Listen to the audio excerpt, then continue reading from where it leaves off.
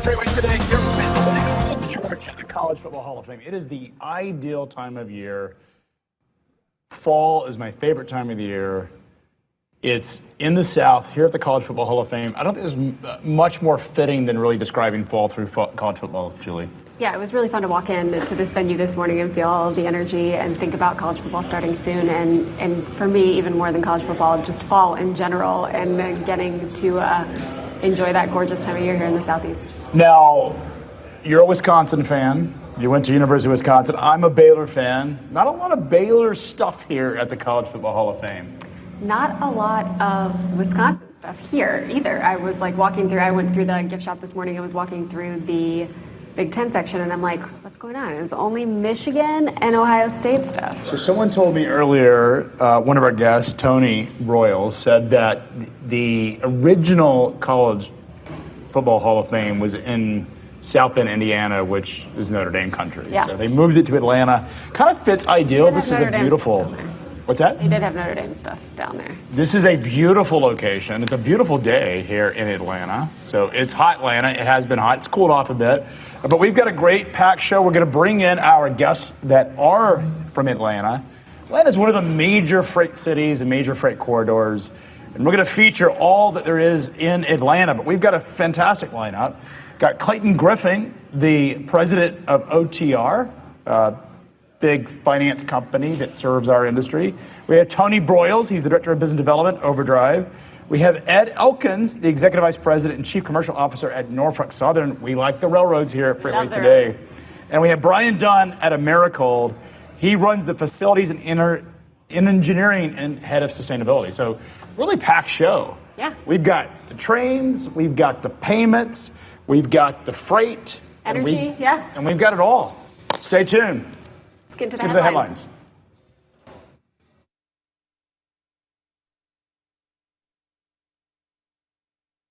Federal agents at the U.S.-Mexico border have intercepted a massive drug shipment disguised as fresh produce. U.S. Customs and Border Protection officers at the Far International Bridge in Texas seized nearly $15 million worth of methamphetamine hidden inside a commercial celery load. Using non-intrusive imaging equipment, inspectors uncovered 721 packages containing more than 1,600 pounds of meth. The tractor-trailer was seized, and Homeland Security Investigations is currently leading an investigation into the smuggling attempt. After more than a century in business, Pacific Northwest regional carrier TP Freight Lines has abruptly suspended operations. According to Teamsters Joint Council 37, employees were unexpectedly told not to report to work, with the company missing payroll and leaving workers without health insurance. The union blames the shutdown of the Oregon-based carrier on severe operational and financial mismanagement, following a recent ownership change. TP Freight joins a growing list of regional LTL carriers forced to close in recent months. U.S. rail freight volume is surging, driven by a massive boost in domestic metal production. According to the latest data from the Association of American Railroads, total rail traffic rose 2.5% year over year. Metallic minerals and ores led the charge, soaring over 19% as tariffs on foreign imports drove demand toward domestic steel mills. Intermodal traffic also saw steady gains, bringing total rail volume up more than 3% for the year so far. So, Julie, again, another story about a major freight crime, this time drug trafficking. The Highway Patrol seizing $15 million in a meth. Border Patrol, yeah. $15 million disguised as produce in the middle of a load of celery.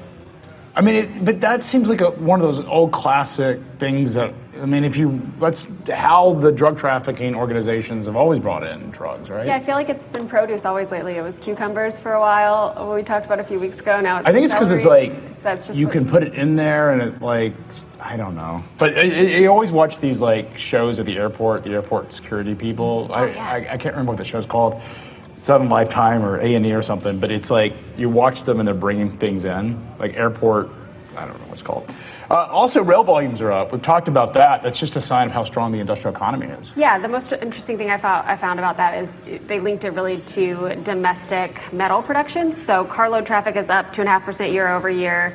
tariffs are driving demand towards domestic steel production, which is driving more demand for those metal ores and all of those. So carloads are up. But then intermodal traffic across the board is also rising. So when you add the intermodal traffic with the carload traffic, they're up 3% this year. So I mean, intermodal taking advantage of the 34% discount between truck and rail. Big, significant savings. But I always am encouraged when we see that bulk volume increases, the substantial amount of bulk freight that's moving across the rails. We're going to get into that later today. We have Norfolk Southern's Executive Vice President and Chief Commercial Officer is going to tell us all about the railroads based here in Atlanta. Although they got a big merger and a big marriage. So I think Omaha might be the future for their I don't know. Ooh, that would be tough. You think so? You're not an Omaha fan? It's so hot in the summer. It's so cold. You're not a fan of Omaha? I mean, I wouldn't mind visiting there, but I don't know that I'd... I listen, think we moved Omaha, around a lot. I could live wherever you have to live. Like, I've realized that from moving around as I was growing up. But it wouldn't be somewhere that I would choose over the Southeast. I just wouldn't choose Omaha. And you're talking about the heat. Come on, Julie. It is. It's like 90 degrees in Omaha in the winter and in the summer and dead still, and it's super cold in the winter. I'm kind of a fan of Omaha. I have spent some time in Omaha. I think it's like an undiscovered gem. It doesn't get the love, but it's actually a really nice city. People would say the same about Chattanooga, right? That it's hot in the summer. Well, it is hot in the summer. Undiscovered gem. Yeah, it's true. But we'll see what happens with the merger. There's a lot of conversations. As we talked yesterday on the show, STB is reviewing the application. I think we're expecting fall of 2027. I do think the official word is they're going to move their headquarters to Omaha, and it will be Union Pacific. So we'll see. So speaking of the Southeast in Atlanta, Clayton Griffin, President of OTR Solutions, is here joining us. By the way, you have at the College Football Hall of Fame. There's no more fitting than to wear your. I almost. So I had to welcome you guys to Atlanta. I mean, UGA has pretty much run the city for the last several years, with the SEC championship being hosted here. So figured I would welcome you to the city, and we got a beautiful day. Georgia, Yeah, I did. I went to University of Georgia. I started at OTR right after I graduated. So you've had one job. I've had one career. I've had many jobs. I've had one career at OTR, yeah. So you guys have built an amazing business. You're on the finance side of the overall freight market. What exactly drew you to OTR? Were you just a kid getting out of school and were like, hey, yeah, it was kind of happenstance that I stumbled across OTR, but it was really the people. I was finance at Georgia, and so there was a finance aspect to the business. Obviously, there still certainly is today. But it was really the people and the opportunity to work alongside. So a lot of the same people that I interviewed with and spoke with at my first day at OTR are still there, and we're still kind of rocking and rolling today. And then you guys are in the top 3 of factoring companies. You continue to branch out your operations and technology services to other things. Yep. Is it just a point where there's almost like the growth has to go from things other than factoring? No, I think there's plenty of growth still in kind of our core business. You know, for instance, we'll be up 60% in the core business year over year, 2026 compared to 2020. In factoring. In factoring. Now, how much of that is load customer rate? growth versus rate growth? That's a great question. So 37%, we will grow invoice count by roughly 35-ish%. You know, obviously depending on how the rest of the year goes. But we're continuing. What's interesting about our business, to your point, Craig, is that we're building it to try to provide value to multiple parts of the ecosystem. And so what we've determined is that when we're good partners to brokers, and we can build relationships and make those relationships stronger, it benefits our carrier customers. And so OTR Select, which is a product we launched, is one of the things that we have done in that realm. But ultimately, the vast majority of our 23,000 carriers that are factoring with us are running brokered freight. And so the more we can get to know, we work with somewhere in the neighborhood of 10,000 brokers every year. That is very top heavy, as we know, right? A lot of the top 10, top 50 command a lot of the freight volume. And so going to them and trying to figure out a way, how can we benefit your brokerage operation by consolidating a lot of the activity that it's much easier to work with OTR than it is to work with 20,000 independent motor carriers. And then if we can go to the motor carriers and say, we can market your capacity to the brokerage community, which are the vast majority of the people who you're finding freight from, it benefits them as well. So we're in kind of a unique position. You know, I think a lot of, logistics gets billed in a lot of cases as kind of a zero-sum game. You have to have a winner and you have to have a loser, right? If a broker gets paid or if a broker finds a truck for cheaper, then the carrier might be losing. We're really trying to find the areas where we can provide value either on the cost side of the equation or to provide more capacity opportunities and options to the brokerage community. So Clayton, what you've described in terms of load matching sounds a lot like a load board. Is that something you guys are planning to do or are doing? Yeah, today I'll answer it by saying we're going to follow what our customers are asking us, the value that our customers are asking us to provide. And so it took us a very long time to feel like we could truly provide value where we got into the scale, 23,000-ish carriers, 60 or 70,000 trucks in the network, to say it is worth a broker's time to look at our capacity and it really make an impact on how they're going to source carriers to run their freight. A lot of those brokers are now coming to us and saying, well, how do I get my freight in front of your carriers? And so we're looking at it and asking ourselves, what is the most sensible way for us to potentially approach that problem? Are there platforms that we should partner with? Should we go out and build some of that functionality ourselves? But right now, I think everybody knows that there is a better way to find capacity for the brokerage community. You never really directly answered my question. Yep. Whether or not you guys are moving into load matching. You had a partnership with DAT that ended up in litigation. Yep. We reported on that. Suspiciously, after you guys settled it, all of a sudden OTR became a sponsor of the UGA thing. Was it? I know you can't talk to it, but I got to say, looked like that might have been a good use of Roper's money. I'm very pro that. By the way. Listen,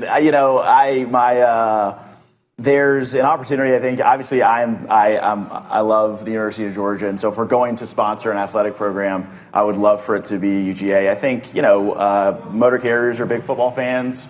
Freight brokers are certainly very big football fans. And UGA is a winning program, and so we like to think of ourselves as aligning ourselves with winning programs. Okay, so let's go back to this load matching concept. Yep.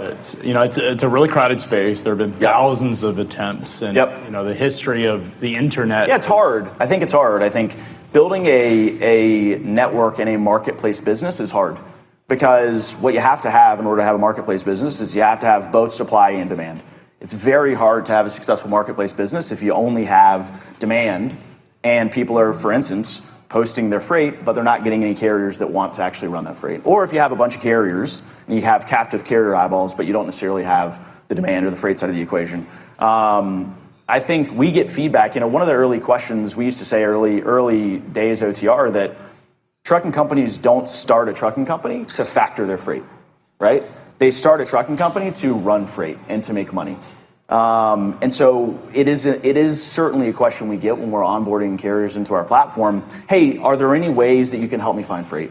And traditionally, we've done everything we could to point them in the direction of brokerage partners who we have really good relationships with that we know will load a particular carrier of their tenure or their type or their equipment type. If somebody has a bunch of drive-in or a bunch of reefer freight or a bunch of open deck freight. So we've tried to answer those questions in kind of an ad hoc way for our carriers over the years. But finding a way to do that is truly beneficial and gives the market the benefit of the carrier network that we have built, I think is interesting to us. Whether we do that ourselves or whether we're looking around and saying, hey, are there really good aggregators of demand that we could tap into? We feel like we have very captive carrier eyeballs. And we have an extraordinary level of trust with our carriers. So DAT bought a factoring business out ago. It was small. It was a huge scale, not a major player, but I think their thesis was that they could take their distribution, their load board, and own more of the transaction flow. Yep. You guys are a large factoring business, and are now moving toward closer, whether or not you had declared it as a load board or matching business, you're certainly moving closer. You have Triumph, a competitor in the factoring business, another major factoring business that has partnered with the TFX exchange, which is Highways. It just feels like the factoring businesses and the non-factoring businesses, there's this convergence happening where, and then look, Truckstop's got a very large factoring business. They do. It's probably the most valuable part of their entire enterprise is in their factoring operation. So you've got these interesting parties that are doing factoring, load matching. Where does this all end up? Because ultimately you guys are fighting for share in your core businesses, but then also going after each other's core business. Is this just the direction that we should see all of these companies headed in? I can't speak for everybody else. I can say that we're always trying to find ways to deliver value to both sides of the ecosystem that we primarily engage with today. For the longest time, and it's still in our core kind of factory,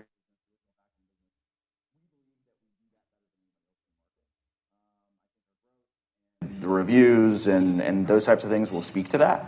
And so when our carriers are asking us questions, and we're going to try and find a way to answer those questions if we think that it's going to benefit their operation.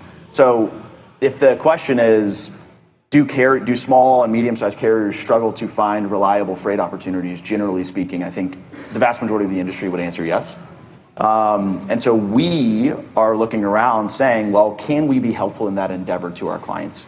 Is there information, for instance, about their historical tendencies, about the freight that they like to run, about the equipment that they're running, that will give us the opportunity to market their capacity to the brokerage community on their behalf? Because they simply don't have the means or the ability to do it themselves, right? A 5-trucker, a 10-trucker has no ability to go and market their capacity reliably and consistently to the brokerage community. The way they do that is by finding freight. If you think about how do you make a new SMB carrier relationship? Traditionally in our industry, what's the only real way? A broker posts a load, a horde of carriers call in about that load, somebody wins the freight, maybe the brokerage rep says, hey, do you like to run any other types of freight? How many trucks do you have? What type of equipment do you have? What areas of the country do you like to have? They sort in their CRM or whatever it may be, and then they maybe try to reload that carrier. And so there's no reliable way to make an SMB carrier relationship traditionally in our industry. I talked to Dan Lewis extensively at the end of Convoy. Yep. As that business was sort of being sold, he told me that the real value of the load boards, traditional load boards, DAT and truck stop, is the relationship you don't have. For them, this was their business. Their model was using the load boards to source capacity and then put it into their closed marketplace. And if they could get the carrier to take at least 3 loads in their marketplace, they would never, essentially that carrier would become almost dependent upon Convoy, was sort of the thesis they had. So the load boards, in his mind, was really a sourcing unit for new carriers.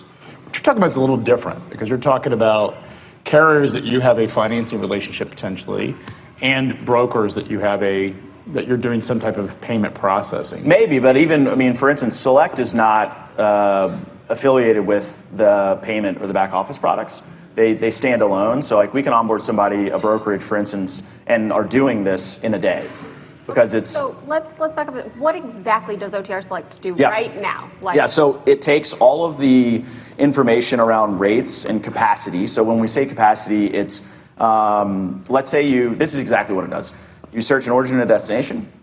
It gives you historical spot rate carrier data, and it gives you carrier options that have run those lanes historically. And the really important part is that it only shows you carriers that have passed our underwriting standard and meet our qualification criteria. So as you can imagine, we'll do $8 billion in freight spend, carrier freight spend on the factoring side of the business this year. So we put our money where our mouth is as it relates to the validity of our carriers, right? We're paying them, and in many cases instantly, so they have to be who they say they are. We're doing a bunch of underwriting. About that vetting. So the carriers that are involved are pre-vetted, obviously, to have been able to be a part of your ecosystem. Exactly. What does that look like, and then what is the impact on potential fraud and liability for brokers then who are using that? Yeah, we do really robust underwriting on the front end because it's a financial transaction that we're embarking on with our motor carriers. And so we're looking at all of the things that you guys report on, which is chameleon carriers and reincarnations, and is this person affiliated with a potential crime group? We run personal background checks on the individuals that are running with or are owners of the businesses, because our relationship is significantly longer than just 1 load or 2 loads. A brokerage, it's not really sensible for them to go and do that level of underwriting on a carrier that they're going to load once. right? The CAC of acquiring that carrier into their market would be too high.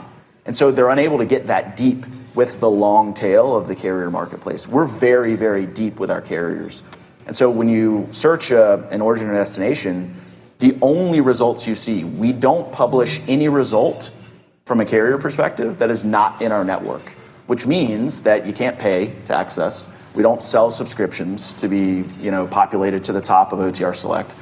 It's only by engaging and going through the very robust underwriting and continual monitoring. And does that help from a fraud standpoint? Yes. It's a known, ultimately, the highest risk load is the party that you don't know. And that's the reason, we've talked about this extensively, we've reported on it, is that the open market load boards, DAT and Truck Stop, are losing postings because brokers are being told by shippers and just their own risk mitigation that they don't want to post in these open marketplaces because the risk profile is so significant. You just don't know what you don't know. I think you nailed it. The highest risk is working with a carrier that you've never loaded before. And so the way we think about it is Select expands your known carrier network. You should look at these carriers as if they had run freight for you because they're running freight for the rest of the industry. And so by tapping into thousands and tens of thousands of 2, 3, 5, 10 truck operations that are legitimate, that do a good job, that have been potentially running freight for 5 years, 10 years, which we have plenty of these types of players, you expand your known carrier network. You expand the number of capacity options that you can then use to, and then you make a business decision as a broker. What do you want to do with it? Do you want to bid more aggressively on RFPs? Are you more confident in your pricing from an RFP perspective? Do you have more confidence that you're going to find that you're going to have capacity if, for instance, your first or second carrier falls off? So that's really the primary thesis behind. And do you see a world where, TFX Highway has come out and said that they will, I don't know the exact term Michael Kenny uses, maybe Julie knows this, but we're going to guarantee the load or something. I don't remember exactly. It's almost like they're insuring. Put a dollar amount guarantee behind if that load is stolen or something, they're effectively backstopping. Again, I don't know the exact term they're using, so I want to be careful to over. I think they check certain boxes and they adhere to certain things. Do you see a world where OTR would do the same? I don't know. I will say I think we put our money where our mouth is already with the carrier relationship because we are funding them on those. You believe that the risk profile that you have in terms of being their bank and guaranteeing payment? Yeah, literally a carrier uploads an invoice at 10 p.m. and we fund them at 10:02 with no human intervention. And is it recourse or non-recourse? It's non-recourse. So just make sure that our audience knows what non-recourse means. The vast majority of, certainly the SMB portion of our factoring portfolio, non-recourse means that if the broker doesn't pay for one reason or the other, we don't charge the invoice back to them. We don't come back to them and say, in 35 days, because the broker didn't pay, in 30 days, hey, you owe us $1,500. And most factoring businesses are recourse. A lot of them are. You sell the transaction, the load, the paper, or whatever you want to describe it, to a factoring business. They buy that paper, but then if the shipper doesn't pay or the broker doesn't pay, they're just going to come get that money from you, which always felt a little bit like if I was a carrier and having the money pulled out of my account, because these are cash flow businesses. Oh man, it's super disruptive. It's really, really disruptive. And so our COO, Grace Marr, who has been with the business since we were founded, has always been, we don't, even for our recourse, when you get up into kind of the larger fleets, you might deploy a recourse program selectively. But even for those, we've always put a very heavy emphasis on buying correctly on the front end of the transaction, because what you're effectively doing is preventing a lot of other guys. They might be able to pay people fast, but they don't do the level of verification on the invoice. And so what happens is at 35 days, even if it's real, if you haven't delivered to the broker what they need to make payment at 30 days, then you haven't done your job. We feel you haven't done your job as their financing or factoring partner.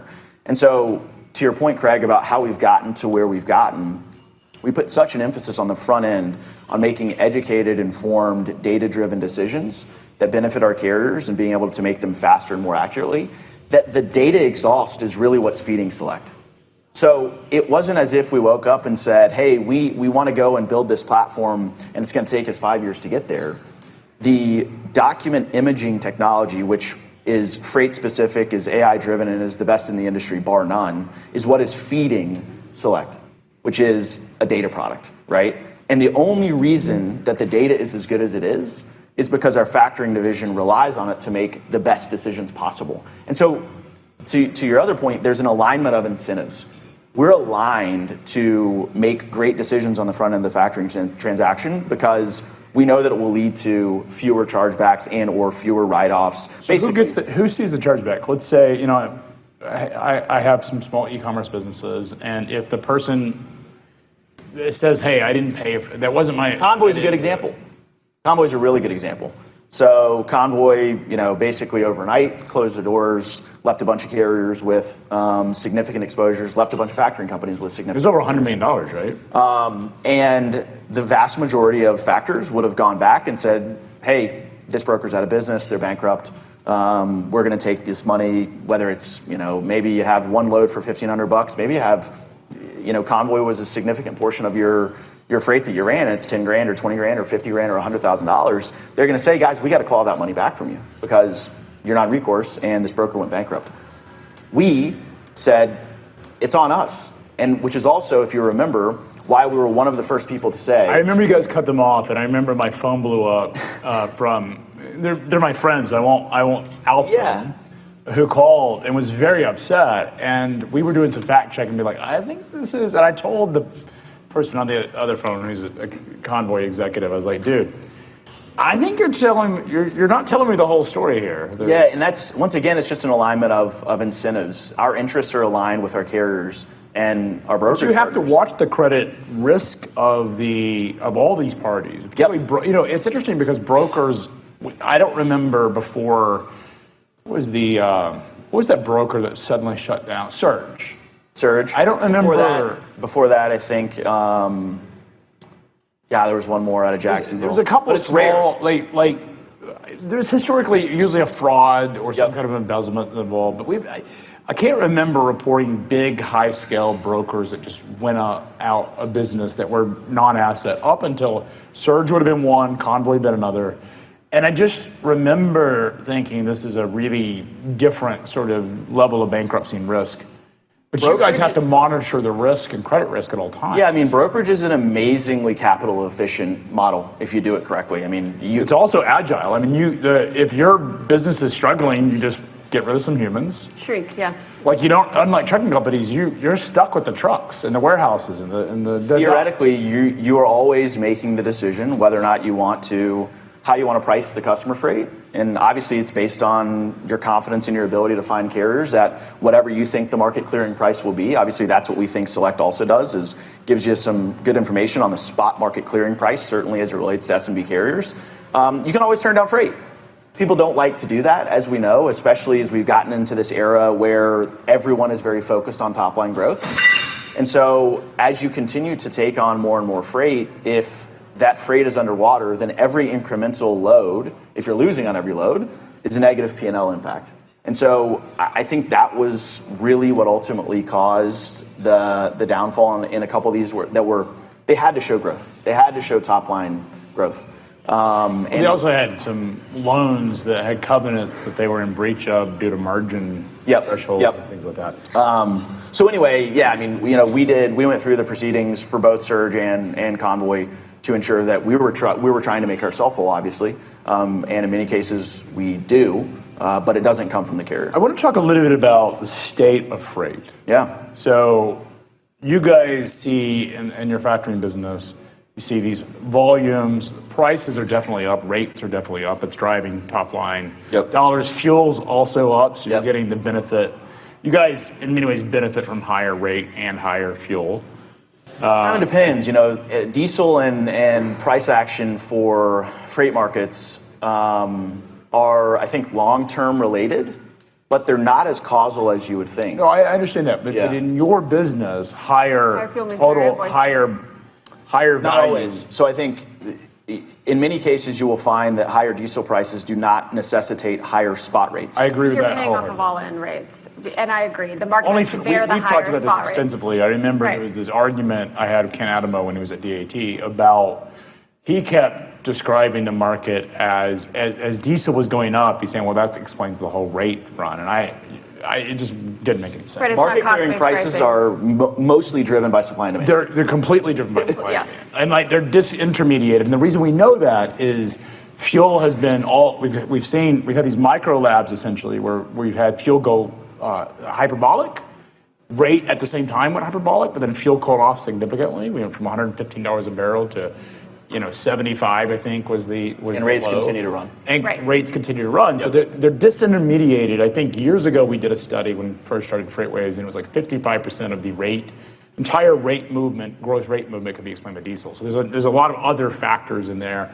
Yep. A lot of times the reason diesel prices go up and rate goes up at the same time is because the economy is going up, and that drives oil and oil demand in addition. That's the to long-term driving. correlation. I think you can track it to GDP. But short term, you can't explain rate through diesel. I Now, agree. carriers get offended by that because they're like, well, what about cash flow? Which they're not wrong. Yep. No, it is a Then cost they driver. should have. It is absolutely contract. a cost driver. So if there is a sudden influx in costs, of course, it's going to affect the carrier's business, but it doesn't necessitate that they can go back and demand more money. Okay, so let's Because it's a talk a market. little bit about. The exposure there is only for spot freight, right? Contract freight, in almost every case, is going to run with a separate fuel surcharge. It's going to go up and down. The line haul Yes, will I'm stay the talking same for about contract spot. freight, fuel will go up. So Let's talk a little bit about state of freight. So we've had, we do this every single day from Monday through Friday. We have 4 guests on a day, and we get, these are some of the most influential, impactful executives that see all sorts of freight. We get different opinions on how long this cycle will run or how short it will be. I would love to get your thoughts on what is your thoughts in terms of where we're at in the cycle. We early innings, I think, is the favorite quote that Julie's pulled from every public earnings call. They're all sheep, by the way. Public They'll say the CEOs are same like, thing. let's just say it. Do you think we're mid? Do you think we're late? I think the data would tell you that we're early. I think. Why do you say that? Because I think ultimately there is, generally speaking, we have seen very little what I would call normalization off of what were artificially deflated freight rates over the course of the last 3 years. I think we were all looking around asking ourselves, how is it possible that rates have been this low for this long? And I think we got an answer or at least an answer that tracks, in my opinion, around all of the regulatory things that are happening now, non-domiciled CDLs, and et cetera, et cetera, et cetera. Basically, you had capacity in the market that was artificially deflating freight rates. I think if you look at the long-term trend, and so when we look at the inflation-adjusted freight rates over the course of the entirety of the time that OTR has been factoring invoices and been in business, we are still significantly below the median. And so when I think about early versus mid-cycle versus late, it's related to the inflation-adjusted long-term view of where freight rates should Okay, so I want to give you a couple of different feedback we've gotten in the last 2 weeks. So we have one person, and I'm not going to tell you who it is because I don't want to bias your opinions. Yep.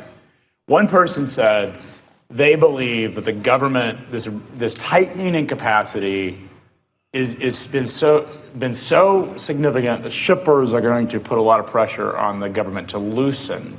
Mm-hmm. And therefore the cycle is going to be, we're going to peak sometime mid next year and it's going to loosen. That was one thought. There's another executive, and I have respect for these people, by the way. Another executive came on to FreightWaves Today and said that they thought that we would see a 20 to 25% reduction of additional capacity. Put this in perspective, according to our data, we can account for 35,000 trucks that have been reduced from the market. Out of it's approximately about 5% of the overall capacity. So if we're talking 20 to 25% reductions from here on out due to the regulatory crackdown, we're talking about a hyperbolic level higher prices. of much higher rates. Yeah. So you have almost two extremes. And then we had a third person who was called an analyst who argued that capacity will find a way to enter the market. yeah, capacity will find a way to enter. Historically, we've seen these things trend. Larger motor carriers always add capacity. So we got really three. And by the way, I have respect for every one of those people's opinions in terms of they're thoughtful. I don't know. I have my own opinion on how long this runs. I'd love to get your take on which of those three, because it feels like we're sort of bookending between a very short cycle that's going to get easily corrected by new capacity entrants or a lack of regulation or an easing up regulation, all the way to, you could all even argue that's an extreme perspective. So who do you think is talking their book, and who do you think is actually right? Yeah, I think the concept that where's the capacity going to come from is the answer that I generally give when we talk about capacity will be found. I think if prices get to a certain level, then naturally there will be more demand for people to enter the trucking industry. I still think the level that rates have to get to is significantly higher than we are today. Because they're not able to return out capital. For organic, right? Because you're still below. Still below cost. If you look at if you look at the ATRI cost study that they publish once a year, it's 2025 data, and we're still very much below what would be a break even, a long-term break even from a cost per mile. We've talked about this extensively. The other sort of go ahead, sorry. But I would just say from a regulatory perspective, a lot of what the capacity reduction things that have been done are predicated around safety. And so I think it's a very tough sell to me that you're going to have government officials effectively saying we don't care as much about safety, which is it's just a tough sell to say we're going to loosen regulatory, which the tightening on regulatory has primarily been around safety. I think that's I don't know that you'd have a ton of people that would stand on that. I wrote an op-ed in the New York Times, by far not and it was very favorable to the DOT.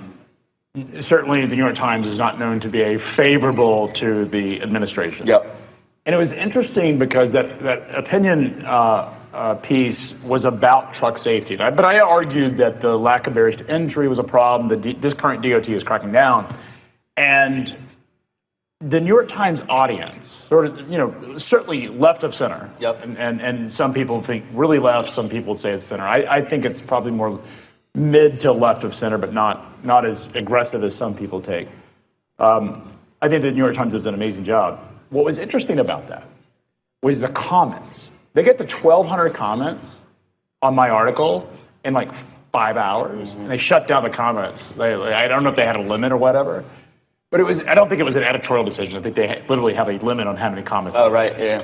And it was interesting because almost all of the comments, there was a couple of political stuff, but nearly 99% of those comments were for more regulation and for more immigration, not the fact that wanted crackdowns, but immigration enforcement related to English proficiency, non-domiciled CDLs and stuff. And it was, look, this is a moment in time. Yep.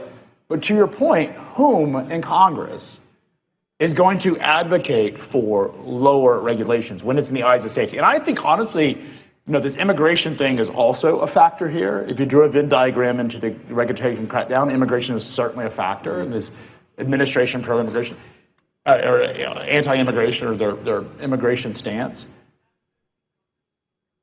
I think the administration has the higher ground when they're able to argue safety. It's very different than seeing kids dragged out of their homes. Right. And being deported where ICE shows up in a neighborhood. And I think more generally it's about standards. And I think if you ask anybody in trucking over the last several years, certainly over the course of the COVID and post-COVID, the standards feel as though we have had to make concessions on standards in our industry. And I think the people who are passionate about our industry, the hundreds of thousands and millions of legitimate trucking operators that want to do a good job have had to make concessions on standards that they shouldn't have had to have made, because there isn't accountability to those standards. All right, so for me, I just think it's something where if we continue to stay accountable to the standards, the premium operators that are doing a really good job in keeping this country moving will finally be able to make ends meet. And at a certain point, does that mean that trucking might be something that people actually want to get into again? Maybe. But I think we've got a lot of room to run if that's going to be the case. So Clayton, appreciate your time. Yeah. Thanks for coming in. Thank you for having me. How's Georgia going to do? They're going to have a good season? I'm always bullish on Georgia. We've got Gunner coming back. Always bullish or bullish this year? Under Kirby, I'm always bullish. We need a little better pass rush this year and a little more explosiveness on the offensive side of the ball, and I think we'll have a really good year. Amazing. Well, thanks for coming in. Glad to be in your hometown. Really appreciate it. We'll be right back after these messages.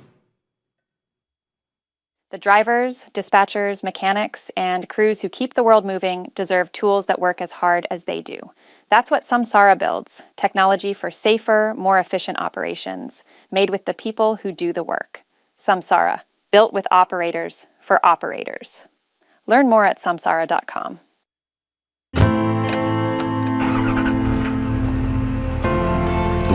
doesn't wait, so neither do they. Wheels on the interstate, boots on the site, hands on the shipment. We build for the world out here, and we build it with the people who live it.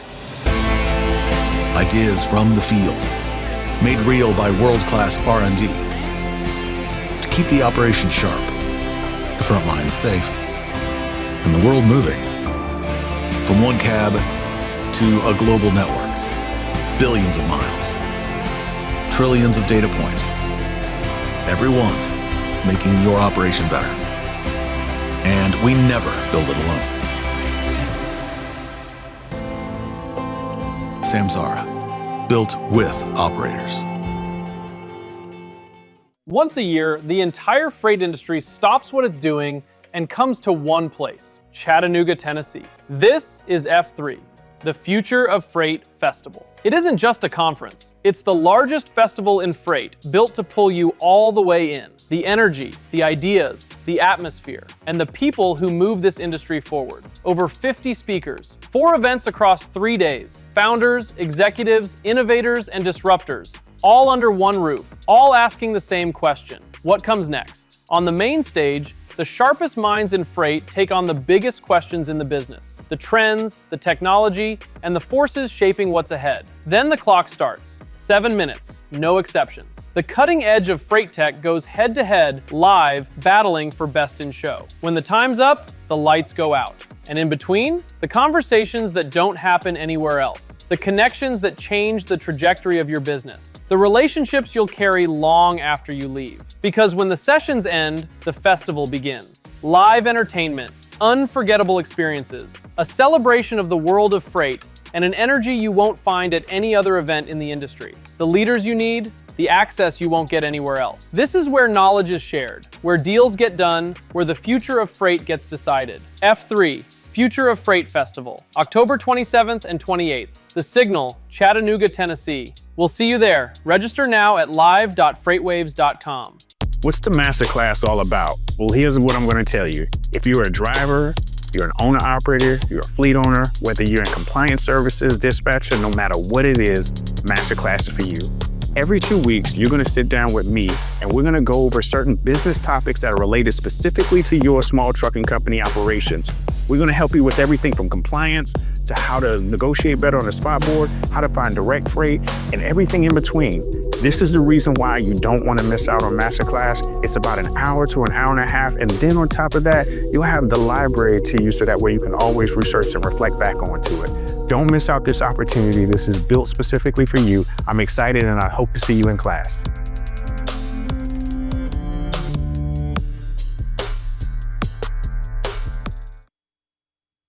Welcome back to FreightWaves Today. Back here in Atlanta at the College Football Hall of Fame, I am getting geared up. Not geared up. I'm in a jacket, although I am rooting for the Bears and I am in green. But someone that has actually geared up, and their University of Tennessee Vols. Yes, sir. We have Tony Broyles. He is the head of sales at Overdrive Logistics. Tony, you are a Tennessee volunteer. You went to Tennessee. Yep. We're here at the College Football Hall of Fame. Are you getting excited for college football? I always get excited for college football. Sometimes I get disappointed, but I always say as a Tennessee fan, if you're a Tennessee fan, you know about hope and faith. Well, I can tell you every year, because we're in Chattanooga, Tennessee, and we're surrounded by SEC people. Right. Chattanooga's this interesting sort of place because we have the Alabama fans, we have the Georgia fans, and then we have the Tennessee fans. But Tennessee fans always say, this is our year, every single year. Are you one of those guys? I'm not one of those guys. I've learned the hard way not to be one of those guys. But I've got a great friend that's an Alabama fan. My wife is a Georgia fan. I'm surrounded by Georgia fans. One of our founders, Gary Copeland, is a huge Georgia fan. He's not happy I'm wearing orange to this, so I learned to get along. I learned to temper expectations and play nice. It's been a brutal, miserable couple of decades since Philip Fulmer. It has. But we've got a much better coaching staff now. We're getting some really good recruits. Hopefully we can make something out of it. So let's talk a little bit about the freight market, something that you do win at. Tell our audience a little bit about Overdrive. Yeah, so Overdrive, we've been around for 28 years. we're not a billion-dollar broker. We're a small to medium-sized broker, but we've been very successful at what we've done because we focused on honesty, integrity, relationships. We've got our top 10 customers. We have over an average of about 19 years with those customers. So we have long-term, long-standing relationships. Some of our best customers have been with us for the full term, 28 years. So, we're adding new customers all the time. We're growing the business, but we're growing it strategically. We want to work with companies that want to be partners and that we can help understand the market and understand what's happening out there and make a mutually beneficial arrangement. So you're working in brokerage. You came from the shipper world. Tell us a little bit about that experience. Yeah, I've got a unique career path. I started out, in supply chain at Ryder, but I've migrated over to the shipper side. I've worked for some manufacturers, food companies.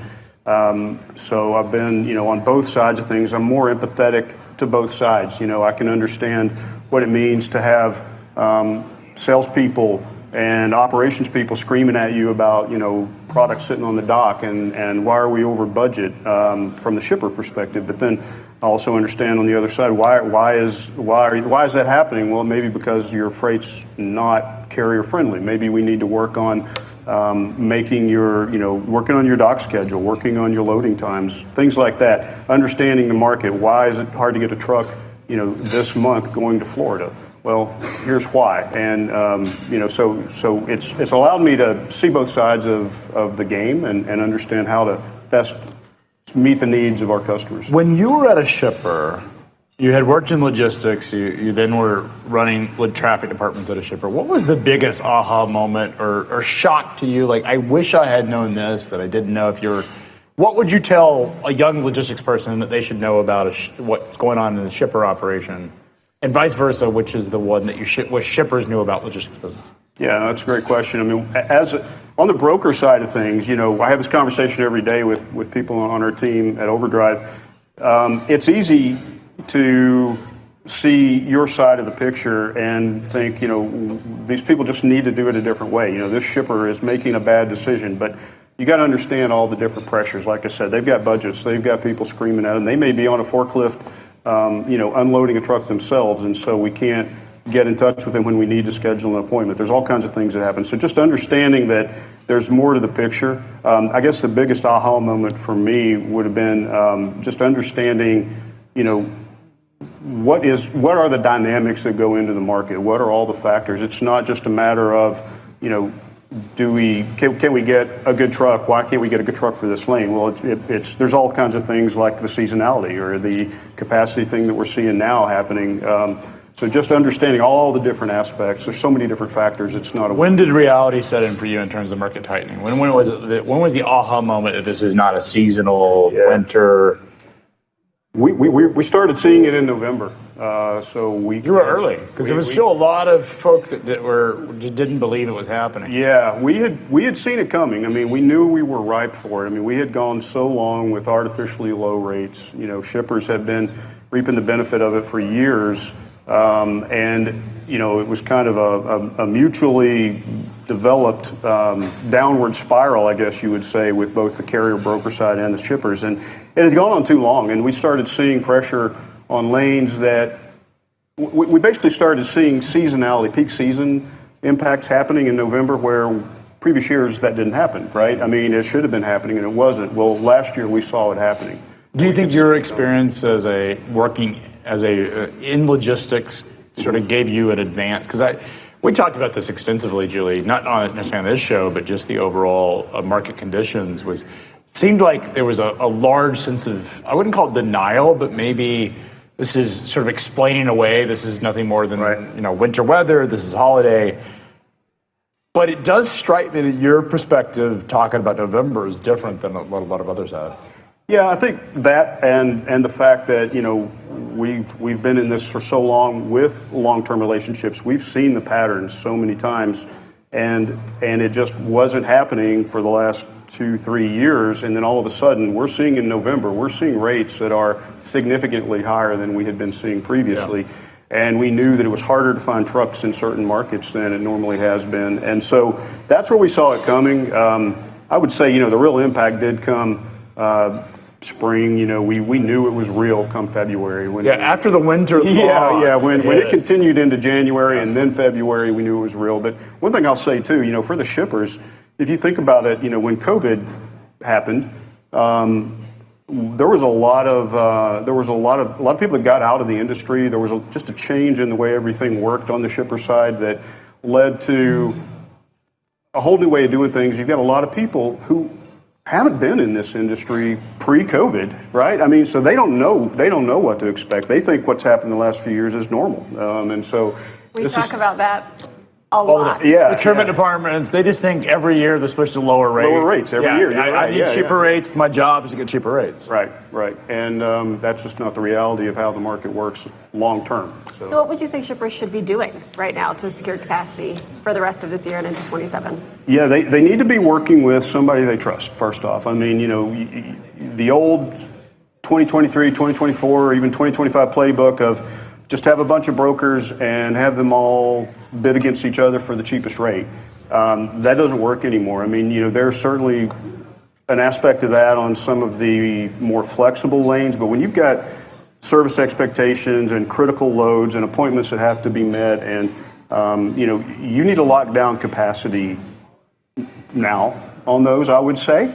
There's still going to be a market for spot freight, but if you've got a load that moves once a month, don't lock down a rate on that now. We see that happen with a lot of shippers, and that's just not something I'd recommend. But it's not going to be accepted at that rate anyway. Right, it's not. You're exactly right. It won't. Then it'll just burn a bridge. It'll create a relationship issue. But work with above that, I would say you've got to have a partner or partners that you trust that are sharing information with you and giving you market intelligence that helps you understand what's coming. So one of the things we've been talking a lot about is this security crisis, this compliance. I wouldn't call it a crisis. Maybe it is the lack of compliance prior was a crisis, but it's changing the way that brokers are thinking about freight. It's changing the way that shippers are demanding and picking suppliers. Right. What are you seeing right now in terms of what your shippers' expectations of you as a broker are today that maybe a year ago or 2 years ago didn't exist? I mean, the shippers are definitely learning. It's still, I think, an expectation that broker, you've got the responsibility to manage our freight. But we do things, we actually started before all the publicity on the security issue came about. But, we get pictures of driver's license. We get pictures of them beside their truck, beside their cab door with their MC. We do things to make sure we know who that truck is. How do you avoid AI? Because AI pictures are easy to do, but how do you? Yeah, I mean, we do it in real time. I mean, I guess you could still have somebody trying to trick you with AI, but I mean, we do, we're using, we use Highway, we use all the tools that are out there to really vet our carriers as well as we can. But then we have humans talking to humans, for one thing. I mean, we have human conversations. We're not dispatching with AI. We're having human conversations, and we're asking for that information. We'll even ask them to hold up 2 fingers or hold up 3 fingers and give us something. You want to see if they have 8 fingers? Is that what it is? Or it's usually the AI. It's gotten so good that it's usually the really weird things that you have to pay attention. The details are where AI isn't very good. That's true. So I'd like to talk a little bit about something we've been tracking is open postings on load boards, because that's the highest risk transaction. Right. Have you guys started to pull back on your open postings just to avoid some of the carriers that you're not familiar with? We talked about this a little bit with Clayton a few minutes ago, just how the market's changing and the highest risk load are the parties you don't know. Any change there? Yeah, we're definitely more careful with what we post and how we post it. We like to rely on those relationships on the carrier side. We have a lot of consistent long-term freight that we don't even post. But when we have to post, and be honest, we're in the spot market with a lot of freight. We are posting a lot. We've got a lot of vetting that happens, and we will even validate. We'll make a phone call to contact a validated number to verify that the person we spoke to is authorized to book a truck. So we're not just relying on a quick hit on a load board. We're actually going that extra step to make sure, because you can't take chances. I mean, it's happened. So if my son were to enter the freight market, no experience, what would you give him? What advice would you tell him? He's right out of college. He went to, just imagine he went to UT. The guy, yeah. Has a logistics degree. What would you tell somebody coming out of UT's logistics program that they should know that you wish you knew 20 years ago, 30 years ago? It sounds cliche, but honestly, it's, focus on relationships, get to know people, and build connections. That's so important. There's so many people. People get intimidated by approaching somebody who maybe has your level of experience and knowledge and reputation in the industry. But I think everybody's open to share information and help. Build those relationships, because this, as big as it is, this is a small industry. So small, yeah. Yeah, and you're going to cross paths again. I think it's amazing advice. I tell my son that all the time, is that it's in school they teach you what you should know. Right. But I don't think there's enough emphasis on who you should know. And I think, and a lot of times you get this thing, oh, this is a club, and I'm not a member of the club, and I'm on the outcast of the club if you're not in that. And I've been in industries, not in freight, where I was not from that industry, and it's hard to break in. But I always tell young founders and young people, my son included, it's all networking. It is, and it's harder when you're younger, though. It's intimidating when you're younger. It is intimidating, but it's never been easier with LinkedIn, with social media. I recommend to him to just follow X accounts. Of course, I'm a prolific X user, but it's also because with X, you're not defined in your sort of career network. You're defined in the sort of you accessing some of the most influential people on the planet. I think it's kind of cool that you have. That you can have random conversations with these sort of. You can find someone who is further along in their career who can be that conduit to help introduce you to people as well. Yeah, Make for it a sure. little bit less It's just all, and it's a numbers game at the end of the day, isn't it? So. In terms of like networking is just but it takes a little bit of gravitas. And it is so hard, because this generation has grown. This most recent generation has grown up in social media, and we all of us hide behind our phones and our social media accounts. And I've got a 24-year-old son. Aiden is trying to get a job right now, and it's not easy for anybody. But that's my advice to him. And he's not in this industry. Go network, make connections. Everybody's talking about AI. Young people are not fans of AI. I just heard a report this morning that 60% of people don't trust AI. It's going to be part of everything we do going forward, no matter what. Because they're told it's going to take their jobs, yeah. Or in society. It's not. I don't believe that it is. I think it's going to be a good tool to use, but it's going to have its place, and then nothing will ever take the place of personal relationships. I had a meeting last week with a major mall operator, and what they told me was that the Generation Z, or the Zoomers, and Gen Alpha, the young people, these are Gen Alphas after the Zoomers, right?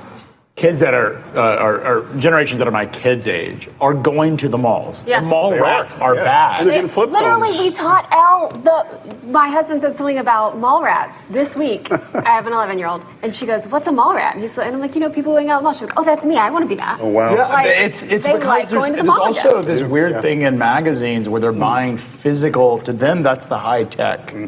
It's sort of like, as my generation, I own a bunch of magazines, but my generation didn't want the physical magazine. We wanted the internet was the innovative thing, the digital website. But young people are looking at physical forms of, what they'll do. Feels luxurious. Well, what they'll do, which was interesting, there's all these studies, and I was talking to, the mall operator, is they will do their research online. And then they'll go to the store to pick it up. Versus the way it used to be, we would go to the store and then find it online. It's the inverse of that. You want to see if it's in stock before you go. You want to figure out what you want and then go pick it up and actually try it on. But they were doing their research before, and then they go to the mall because there's something about that physical experience. My daughter absolutely does that. But it's still networking, and I think it's it's the loneliest generation, they say, because they're just so disconnected. But the devices have made us lonelier. Yeah.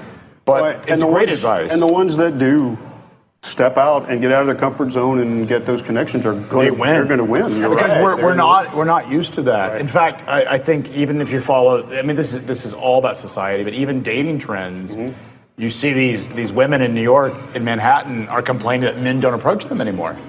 And they're like, please approach me.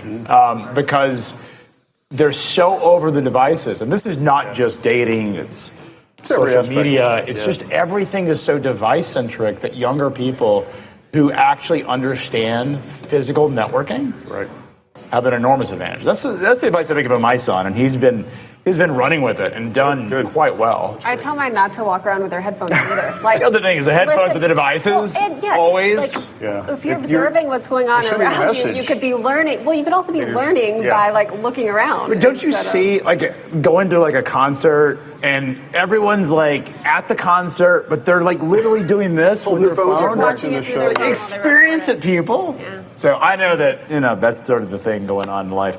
Well, really appreciate you coming in. We're in your hometown. Yeah. Really excited to be here. Best of luck to the Vols. What do you guys think you finish? I think we finished strong.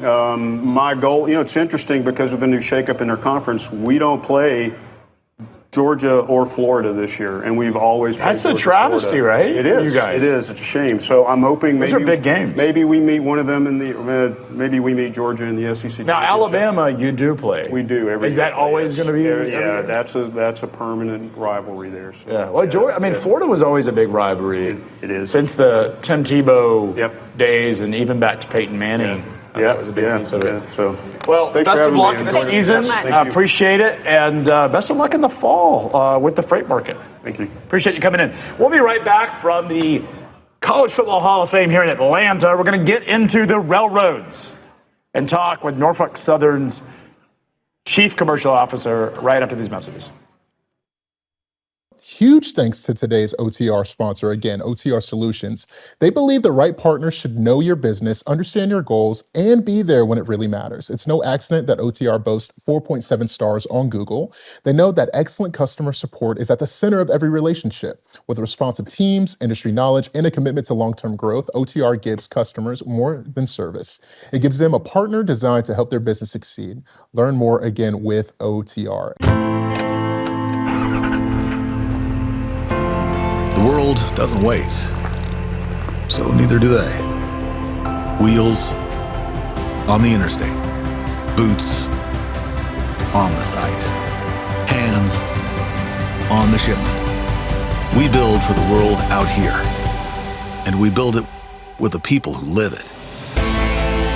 Ideas from the field, made real by world-class R&D to keep the operation sharp, the front lines safe, and the world moving.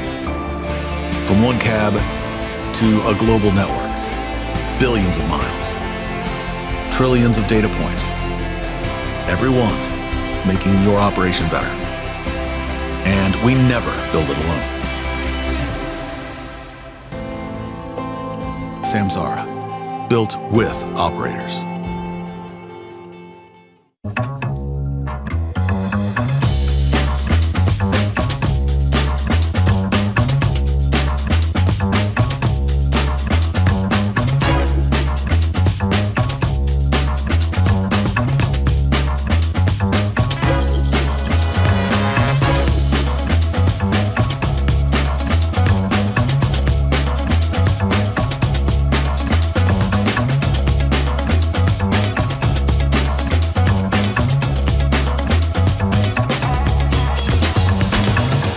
Once a year, the entire freight industry stops what it's doing and comes to one place, Chattanooga, Tennessee. This is F3, the Future of Freight Festival. It isn't just a conference. It's the largest festival in freight, built to pull you all the way in. The energy, the ideas, the atmosphere, and the people who move this industry forward. Over 50 speakers, 4 events across 3 days, founders, executives, innovators, and disruptors, all under one roof, all asking the same question: what comes next? On the main stage, the sharpest minds in freight take on the biggest questions in the business, the trends, the technology, and the forces shaping what's ahead. Then the clock starts. 7 minutes, no exceptions. The cutting edge of freight tech goes head-to-head, live, battling for best in show. When the time's up, the lights go out.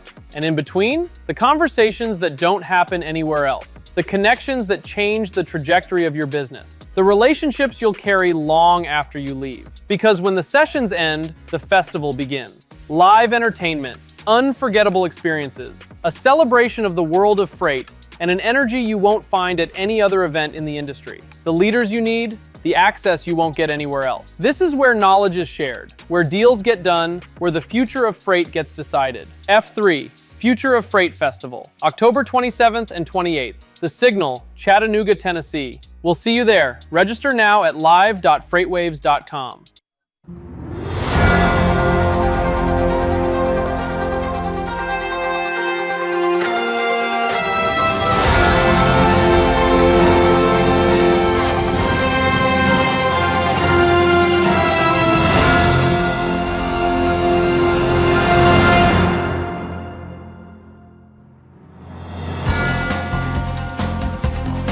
FreightWaves Today here from the College Football Hall of Fame. It is fall. Well, it's not just fall.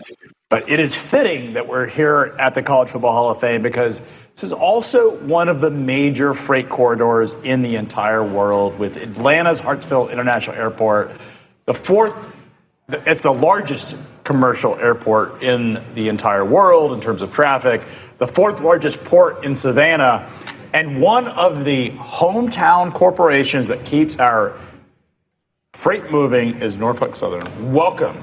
We have the right person, the right guest to talk about the state of rail freight, something that we at FreightWaves Today are huge fans of. We have Ed Elkins. He's the Executive Vice President and Chief Commercial Officer of Norfolk Southern. Welcome to FreightWaves Today, Ed. Well, thank you. It's great to be here. I do follow you on X, so I get to watch you, listen to you. Don't know what I've said. You can sparse and stuff. But, Atlanta is such an important, Georgia has done an amazing job of just continuing to build out infrastructure and invest in the supply chain with the port, the Georgia ports down at Savannah, the Hartsfield International Airport, these intra lines that you guys have built, you and other railroads have built to take containers off of the highways and onto the rails. Tell us a little bit about why Georgia is such an important location for Norfolk Southern. Well, great question, and I like to go back in time and just figure out how we got here, right? And so for Norfolk Southern, of course, we are the culmination of the Norfolk and Western Railroad, the Southern Railroad, and Conrail back in the 90s. And Atlanta was the Southern Railroad's headquarters, operational headquarters, for over a century. In fact, as our old headquarters is just south of here, still says Southern Railway on the side of the building. Then when N&W merged with the Southern, the entire new corporation's operational center of mass really came to Atlanta. And there was a lot of reasons why, of course. This is the meeting spot for about 5 major rail lines that we own right here in Atlanta. So it's a big hub for us in the Southeast. But then when we acquired our portion of Conrail in 1999, the strategy really became very clear for us that we had what we call the Golden Triangle, which was a very robust logistics hub in Chicago, another one in Harrisburg, Pennsylvania, and then Atlanta.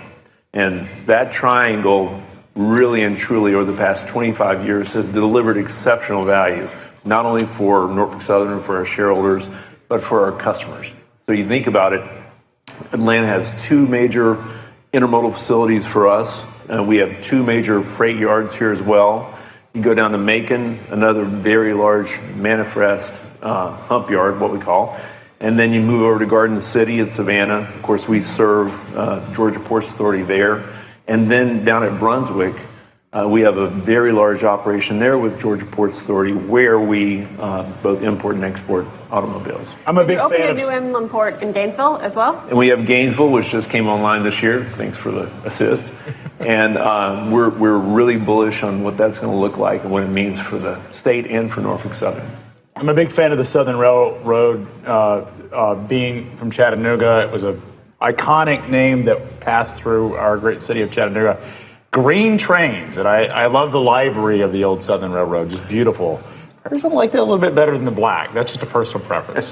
Well, more history there, right? The Southern green color was actually part of the campaign that the Southern Railroad used over time, which was Southern gives a green light to innovation. Okay. And so green was always associated with the Southern Railway because the Southern was very, very innovative and had to be because it didn't have what I would call a big fortress market like coal fields or grain or the things that traditionally over the early 20th century kind of defined railroads.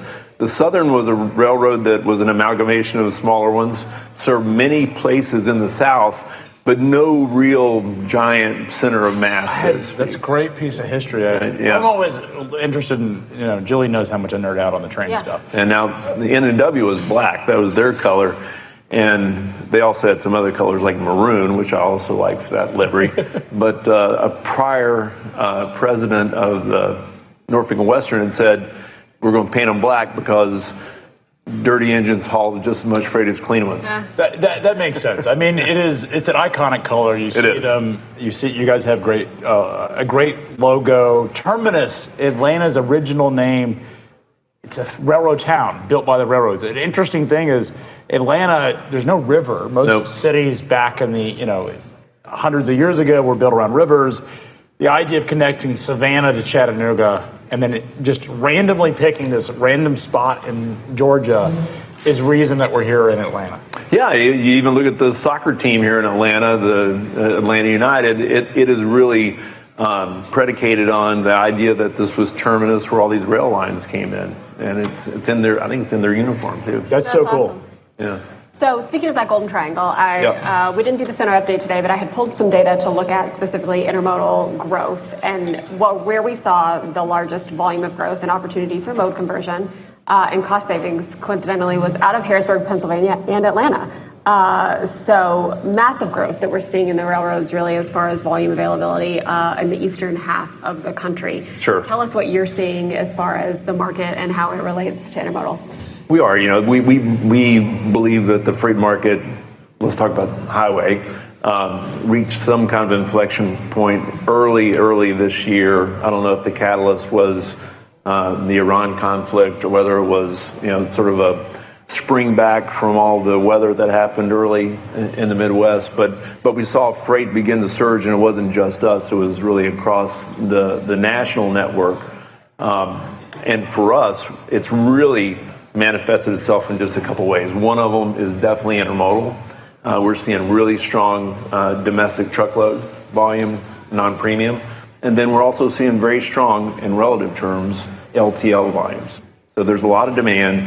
And then you go over to our merchandise markets, which is things like center beams with lumber, boxcars with canned goods, et cetera. Those are, I would call, other substitutes for highway transportation, and we've seen them begin to surge, even in markets, let's talk about center beams, where it's frankly a down lumber market. It's not a really hot lumber market right now, but there's a lot of demand, and I think it really shows the latent power of railroads to offer value to customers when you see these extraordinary price increases happen because of either fuel or demand on the highway. And I wonder if that is specific to flatbed capacity really had the highest in history. It was breaking all records. Massively high tender rejections. I wonder if some of that comes in rates. We got over $4.30 or something a mile on flatbed. Exactly. So I think when you think about a market that's flat or even maybe declining like lumber, but we're still getting a lot of conversion opportunity.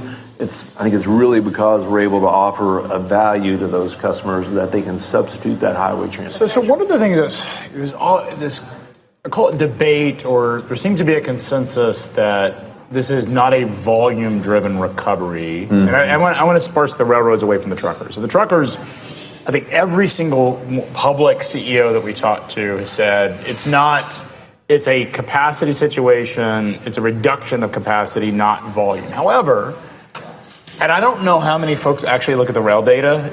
I think they should. We're trying to evangelize it on behalf of... Used to be really important. But they seem to have gotten away from it, because if you look at the rail data, particularly the bulk industrial data, is telling a very different story about the U.S. economy. Is the U.S. economy is incredibly robust.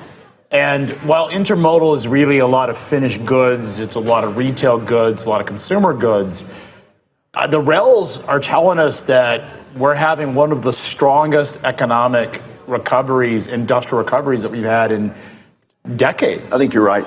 And why is that?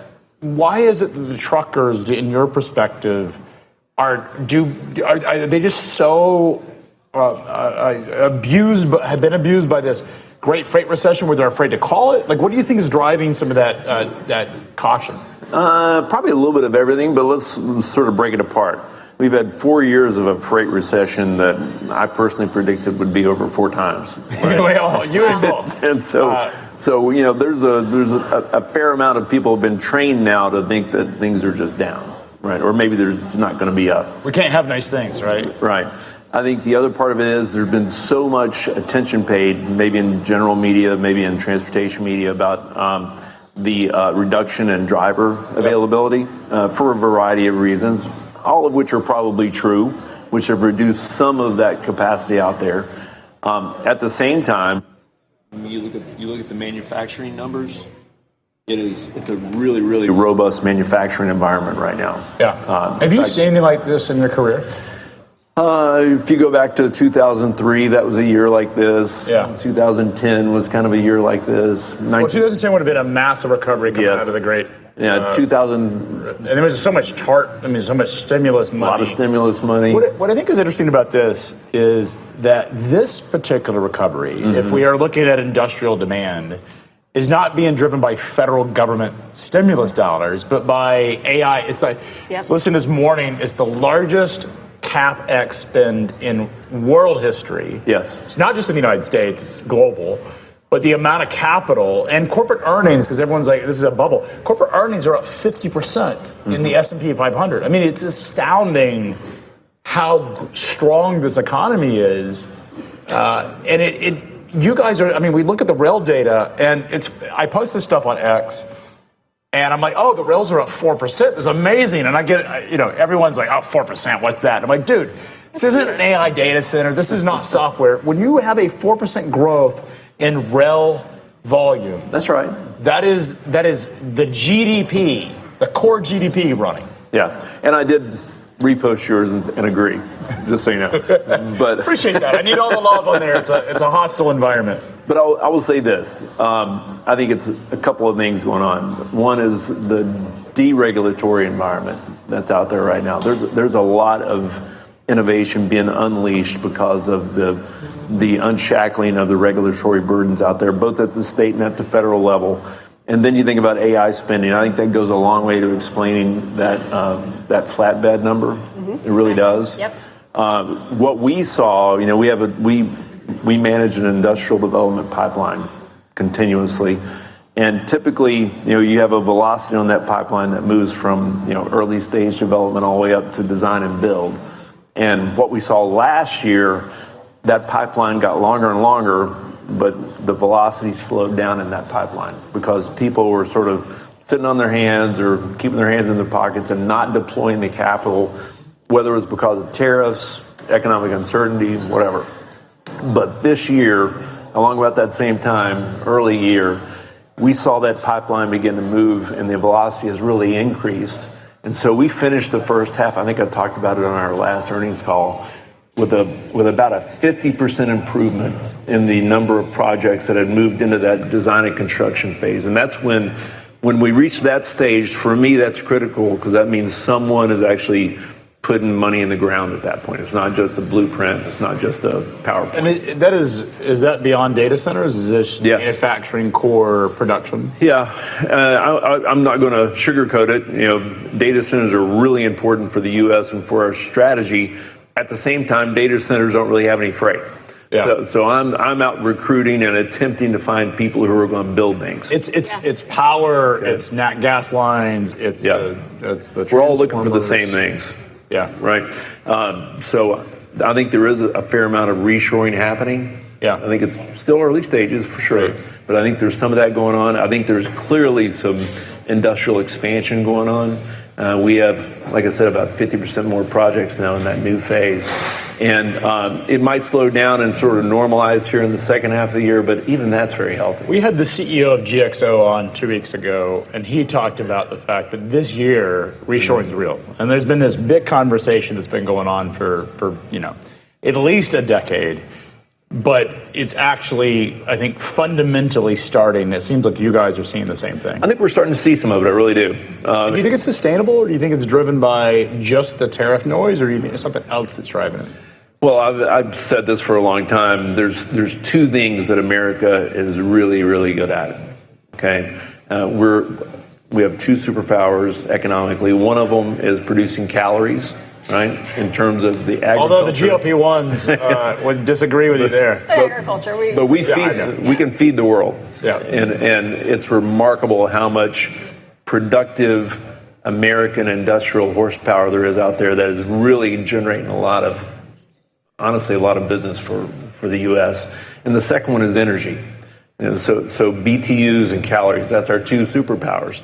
And I think if you're sitting in Europe, if you're sitting in Asia or anywhere else, and you're thinking about, I'm going to manufacture some heavy industry or some chemical or some byproduct of some derivative of the consumer economy, where do I want to be? So why do you think, because I've become pretty, the chief economist at Bloomberg and I have had this conversation, is that what they've seen is that because of the war and higher energy prices is actually driving demand for U.S. manufacturing, particularly heavy manufacturing. And she's pointed out that energy is a much more important factor in manufacturing, heavy manufacturing, than labor. For sure. And so a lot of manufacturing is coming to the United States because of our safe and secure energy supplies. Yep. Do you think that the general public understands that? I don't think Wall Street does. I've gone on every TV network, and they always are a little surprised when I talk about how bullish I am. In the spite of the war, they're just like, how could you be so bullish? I'm like, come on, people.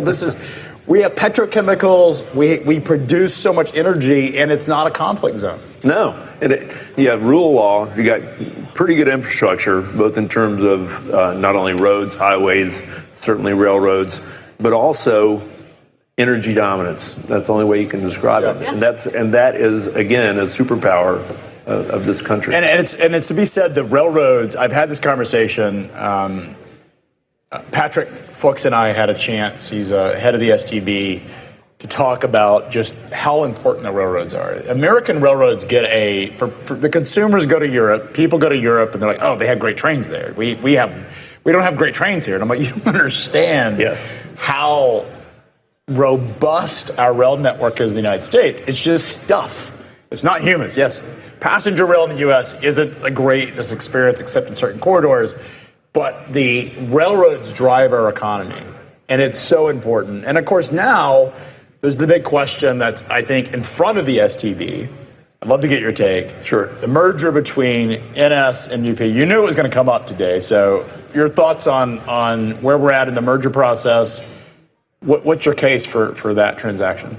Well, I think we've had some recent movement, and I won't bore everyone with the details of that. You can go Google it, but I will say this: we're making progress, and I think our case is very solid. And here's what I would say: we have a compelling value proposition for our customers, our shareholders, and for our employees that putting together a transcontinental network is going to reduce the friction of interchange, eliminate the friction of interchange, increase the velocity of our product, and improve the reliability for our customers when it comes to delivering value for their customers, not only in America, but around the globe.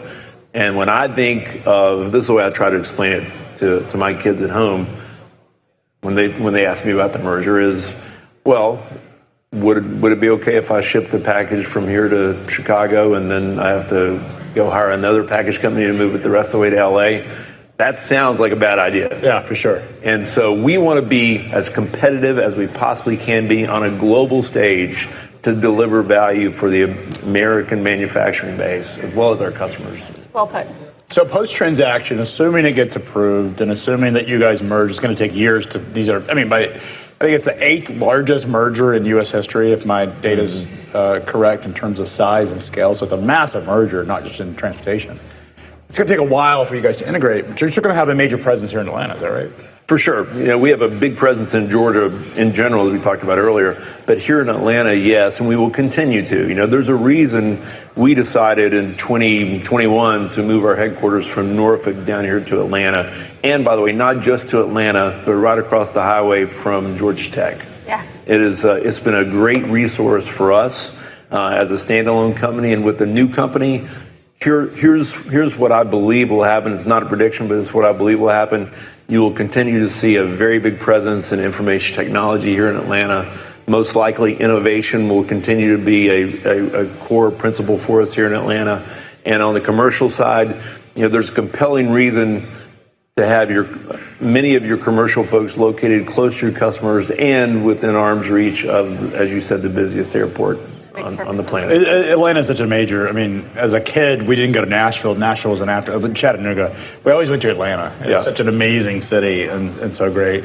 And look, it's college football. It is Georgia Tech. I always root for Georgia Tech because they're they've had a couple good years. In the 90s, they had the national championship. True. They shared, I think it was Colorado. So, Georgia Tech fan.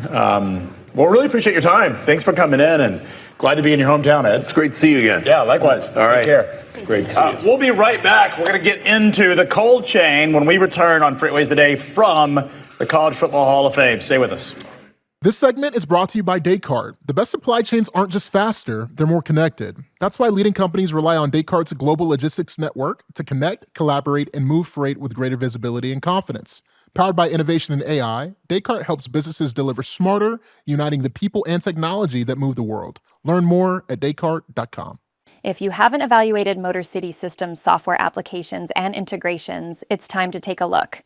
Motor City's team brings deep industry knowledge to help improve carrier operations with its software and integrations, including Roller, customizable driver app and workflow, Relay, advanced messaging and communication, Torque, integration platform, Wire, modern EDI, TUT. Visit motorcity.systems to learn more. The world doesn't wait, so neither do they. Wheels on the interstate, boots on the site, hands on the shipment. We build for the world out here, and we build it with the people who live it. Ideas from the field, made real by world-class R&D to keep the operation sharp, the front lines safe, and the world moving. From one cab to a global network, billions of miles, trillions of data points, every one making your operation better. And we never build it alone. Samsara, built with operators. Once a year, the entire freight industry stops what it's doing and comes to one place, Chattanooga, Tennessee. This is F3, the Future of Freight Festival. It isn't just a conference. It's the largest festival in freight, built to pull you all the way in. The energy, the ideas, the atmosphere, and the people who move this industry forward. Over 50 speakers, 4 events across 3 days, founders, executives, innovators, and disruptors, all under one roof, all asking the same question: what comes next? On the main stage, the sharpest minds in freight take on the biggest questions in the business, the trends, the technology, and the forces shaping what's ahead. Then the clock starts. 7 minutes, no exceptions. The cutting edge of freight tech goes head to head, live, battling for best in show. When the time's up, the lights go out. And in between, the conversations that don't happen anywhere else. The connections that change the trajectory of your business. The relationships you'll carry long after you leave. Because when the sessions end, the festival begins. Live entertainment, unforgettable experiences, a celebration of the world of freight, and an energy you won't find at any other event in the industry. The leaders you need, the access you won't get anywhere else. This is where knowledge is shared, where deals get done, where the future of freight gets decided. F3, Future of Freight Festival, October 27th and 28th. The Signal, Chattanooga, Tennessee. We'll see you there. Register now at live.freightwaves.com. What's the masterclass all about? Well, here's what I'm going to tell you. If you're a driver, you're an owner-operator, you're a fleet owner, whether you're in compliance services, dispatcher, no matter what it is, masterclass is for you. Every 2 weeks, you're going to sit down with me and we're going to go over certain business topics that are related specifically to your small trucking company operations. We're going to help you with everything from compliance to how to negotiate better on the spot board, how to find direct freight, and everything in between. This is the reason why you don't want to miss out on Masterclass. It's about an hour to an hour and a half, and then on top of that, you'll have the library to you so that way you can always research and reflect back onto it. Don't miss out this opportunity. This is built specifically for you. I'm excited and I hope to see you in class.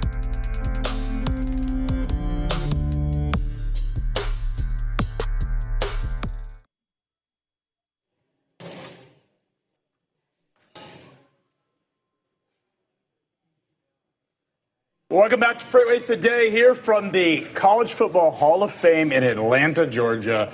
It is fall, and it is getting cooler and cooler, and there's nothing cooler than talking. See, you saw what I did. Yeah, yes. It gets, we do this all the time. But anyways, nothing gets cooler than cold warehouses and the cold chain. And let's talk to Brian Dunn. He is the Senior Vice President of Facilities and Engineering, Head of Sustainability at Americold. The OG of the coolest warehouses. How you doing? Doing good today. How are you? Doing well. So let's talk about the cold chain, because this is, over the last decade, the cold chain has become probably the hottest, no pun intended, I get a lot of puns here, sector in warehousing. Tell us a little bit about what you're seeing right now in terms of cold chain. What's driving this growth of the cold chain? Like what exactly is happening right now in the market? Well, I think with the cold chain, if you go back a few years, you had a lot of players jump into it. Obviously, right after Americold went public, we had a lot of players jump in, and you saw a lot of capacity come on the market. What I've seen trending over the last, I would say, 4 years following COVID, is you're starting to see that capacity start to stabilize. You're starting to see a lot of occupancy come back into the market. The other thing I would share that I'd see as a trend is really more of where the cold chain is being part of I'd say the freight network process, where we're looked at not just as a cold storage, but a critical point within that freight storage. So when you think about being located next to food manufacturers, rail, different ports, even the one that you featured on yesterday, I saw with Port St. John, which was a great one. Because we're there, and then in these major population densities that our areas at, it puts us in a unique position to be able to service those customers. So Brian, think back to my career. I've been in freight my whole life, but it really is in the last decade where cold chain has become a major topic. And warehousing, I think, generally sort of a boring topic 20 years ago, and then really in the last 10 years, we've seen Prologis, and they're not in the cold chain, but they build these massive warehouse network. You guys are in cold chain. We've seen it become a very hot sector in terms of interest. Is e-commerce driving the investment in cold chain, or is there something else fundamental happening that has made it such an attractive investment? Well, e-commerce is definitely a big piece of it, for sure. But I think that piece is, when you look at it right as across 100% of it, no, it's probably a very small piece, but it is a growing piece. We have a partnership that we've worked with Good Ranchers, where we've had the opportunity to help them grow their business, and at the same time, we grow our own e-commerce business. But you are seeing more customers that are looking for that. They want to get that direct to consumer, so we are seeing more of that. The whole meal kit thing has been hot. We've had some folks on from the meal kit industry. These companies that you can have food delivered. It seems like it's an emerging consumer trend. But what is driving the build out of the cold chain? Like, why is it getting so much investment in the last, say, 2 decades? That, back in the old days, it felt like a lot of the cold chain was just grocery direct. The grocery stores would do it. But now there's this whole integrated network of refrigerated and cold chain warehouses. Is there something fundamental changing the way companies are designing their networks? Well, I can't say that there's something fundamentally changed with other companies. What I would share is that for Americold, we were the first publicly traded cold storage REIT. And you saw the valuations, you saw the growth, you saw it move very, very quickly. And because of that, you had a lot of players that wanted to jump in, but they don't have the infrastructure, they don't have the expertise, they don't have the duration of time that our leadership and our teams have. And so you saw a lot of people doing speculative builds, putting a lot of capacity out on the market. Now that's kind of ended, and you're starting to see now where a lot of those players are moving away, getting out of it, and you're seeing those core teams, those core companies are still there and are growing their occupancy back. I mean, Lineage is having to delever sell off some of their locations to shore up their balance sheet. I think to your point, a lot of the private equity-backed companies overbuilt capacity and now, in many ways, has that created some challenges in your business? Anytime you see a market where you have a lot of sort of undisciplined capital comes in, it's hard as an incumbent because you're having to fight off people who may not understand their cost. Has that made it more difficult than perhaps you guys would like, or? Well, look, it's added a lot of capacity, and the capacity that comes in on the market, there's only so much supply for that capacity. Yeah. So it does make it a lot more competitive. But I think what differentiates Americold in that cold chain is it's not always about the rate. It's about the services that you can provide, the expertise that you can deliver. How are we able to consolidate some of their businesses? Instead of having them have to ship, as an example, someone that's making ice cream, they don't want to have to ship a whole pallet of chocolate ice cream to one store.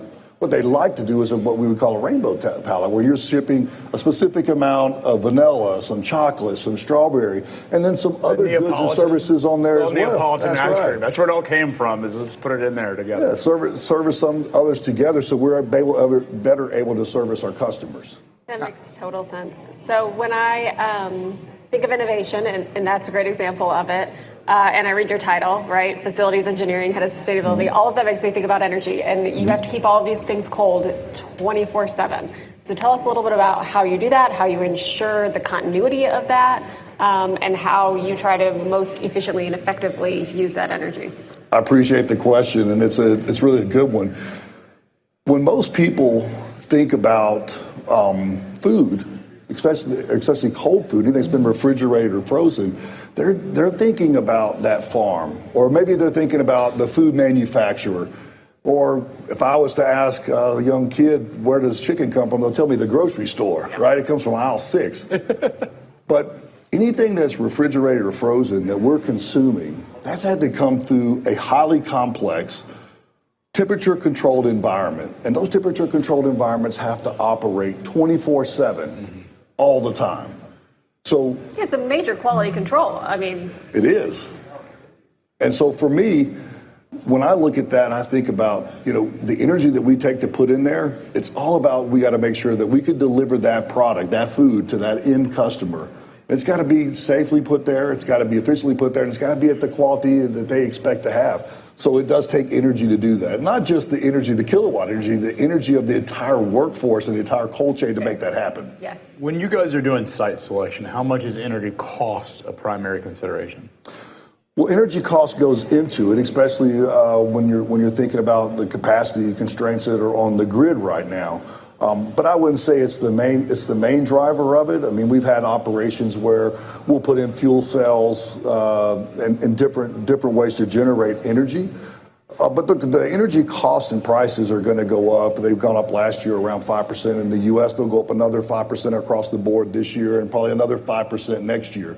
So you can't control that. What you can control is how you are a great steward of that energy, your energy practices. One of the things that I would say is that within the cold chain, we're partnered with a group called Global Cold Chain Alliance, and we share our best practices that we use through energy. And they have a program that's called Energy Excellence, and it's really about how you can be able to be the most efficient in your buildings, operating them from an energy of effectiveness position. We have about 175 of our facilities that are rated and recognized under that program as energy excellence. And we share that across the cold chain for everyone. Now, are you guys doing solar on top of the buildings? Is that part of it? Or are there other initiatives that you're doing in terms of, you talked about fuel cells being part of the solution. What is the technology that you're most excited about, or innovations as it relates to energy, either production or sustainability, that you think you're super bullish on? Well, look, I would say you're spot on when you think about solar. Solar is kind of the entry piece. Maybe LED lighting might be the second piece. But if you think about really the future, especially in the cold storage, it's going to be around leveraging technology like AI in your refrigeration systems, being able to get out there on the grid, see the capacity on the grid, predict when you're going to have a demand response or you're going to have peak rates, and be able to pull those temperatures down to be able, in advance, predicting it, pull those down and be able to, when those higher pieces hit, you can coast through that. So it is true if you lower your temperature, and as you have to pull back on energy so you're managing temperature based on predicting peak load on the grid? It's a piece of it. We manage, first and foremost, it's about our customer requirements. Our customer requirements have very specific temperature zones that we need to be within. And those can be really, really tight, sometimes within just a couple of degrees, depending on what that product is. All that being said, you have a very huge thermal mass. A cold storage facility is not built like a normal facility. They are very highly engineered. These buildings, you can shut these buildings down, and because of the thermal load that you have in there, it's like a battery, right? So when you want to coast and pull the power down based off of predictability, you could keep those buildings cold sometimes for a week at a time if you had to. Now you wouldn't want to do that because so if the grid goes down due to a weather event, the facility itself could sustain that for up to a week. I could probably, depending on the product, depending on what it is, we could definitely preserve our customers, and we've done that. We've done that through hurricane seasons you had over the last few years, where we had sites in different areas that had massive outages. You know, hospitals and care facilities are going to get it first. And you can't really necessarily go get a generator in there. Even if you have a generator, you're only going to be able to run it for so long with the fuel you have. We can shut those doors down, and there's different ways that we can manage that, and I can keep that temperature for almost as long as that customer, until that customer can get their product out of there. That's fascinating. How thick are these walls? I mean, what goes into, how do you maintain the thermal inside protect the goods and protect the temperature? Like what goes into designing that? It's the insulated metal panels. It's the way that the roof structures are built. You know, the insulation factors in there, and then you have that huge thermal load. So probably it's easier for the audience to think more around, you have an outage at your house, and if you have a freezer, right? If you leave that freezer shut, don't open it, and you're out for an hour, so you have it. You could probably open that up, and your ice and everything is still in there. You start opening it up, you lose that cold sink, and it starts going down. Well, these cold storage facilities are built probably 15 times, 20 times more insulated than that, from the ground all the way to the very top. Wow. So to me, that is fascinating, and I hadn't thought that deeply into it. Like, I thought about, cold chain and these storage facilities and how important it is, because you do have the ability to do quality control and to think through temperature management and specialize in that, but I hadn't thought about the peace of mind it would create as well against that risk, right? Because there are going to be exceptions, there are going to be things happening, and for your customers to understand that their product is still safe and that they have time to recover has to be huge value. Well, the risk resiliency is a big piece of what we offer to the customer, because when you have these outages or you have these massive events, the products that are in there, they're going to go out to the goods and the services for the folks that need those products. So we are compelled to protect that product, because we know that meat, that vegetable, that frozen or refrigerated product, it's going out into a lot of times the communities in which we operate. And so if we're not able to preserve that, because what happens, right? You have an event, people go out ahead of time, they take care of the stores, they empty the stores out. As soon as the event's over and they're reacting, anything that's left in the stores is gone. We need to replenish that. We've had a couple of episodes on hurricane season coming up. Amazon has a response unit that we interviewed, as well as the former head of logistics for Home Depot, who's here in Atlanta. And she was we were talking about what the whole hurricane season looks like. And if you know, the whole process of tending to these things is really significant. Anything you guys are doing to prepare for this season, for hurricane season, for weather? Well, we stay prepared, but when you get closer to the hurricane season, we start really leaning into our risk resiliency programs. And those risk resiliency programs, they're not made during the season. They're made years in advance, and they're continuously updated. And that's where we're really looking at going back and making sure that, do we have the vendors that we need to be able to recover, whether that be from electrical? Has the fire service, have they been out to our facilities lately? Do we have the vendors that we need if we're going to be hooking up generators? Do we have those ready to go? Sometimes you can't get a generator, so we'll be working with some of our partners around getting dry ice to be able to get the dry ice there. But this is a year-round piece, so it's not only that. It's also working with our safety teams, making sure that the sites, there's nothing that can blow around, be breaking the walls, things of that nature. But that's a year-round effort. It's not necessarily just the focus. Now, when you get to the hurricane and you know where it's tracking, now you're starting to really, I'd almost say, funnel in.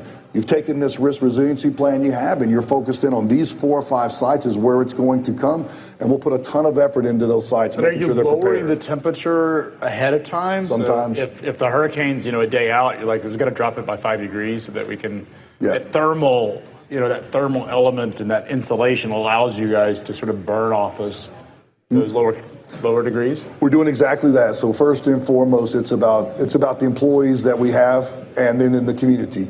So first off, we're letting those people have the time they need to go back and prep, and then we're looking at what our customer requirements are, and we do pull the temperatures down, and then we lock that facility up. And when we lock that facility up and shut it down, all that thermal mass is in there. Once that hurricane comes through, we can monitor it. Even if the power goes out, we have different ways that we can monitor it. We can go get back in there and say, okay, this is the temperature. How soon are the roads or whatever is going to recover that potentially our customers might need that product? And that really determines the recovery for that site, of how quickly that site needs to get back up and ready to go. Now, something we've been talking about, and I don't know what your thoughts are on this, is security of warehouses. We've seen what's happened in Russia and Ukraine. It's sort of like just these warehouses that are being attacked by Ukrainian drones. I'm sure you've seen these things on social media, just absolutely astounding.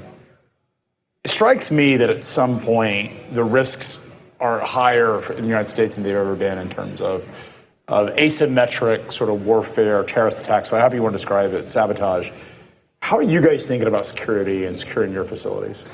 Well, security, it's foremost. I mean, we've got these products that belong out to different customers and have to get to that end user. So they have to be protected regardless of that. So whether that be through cybersecurity that we're looking at, whether that be through fencing security, camera security, badging, getting in and out of those facilities.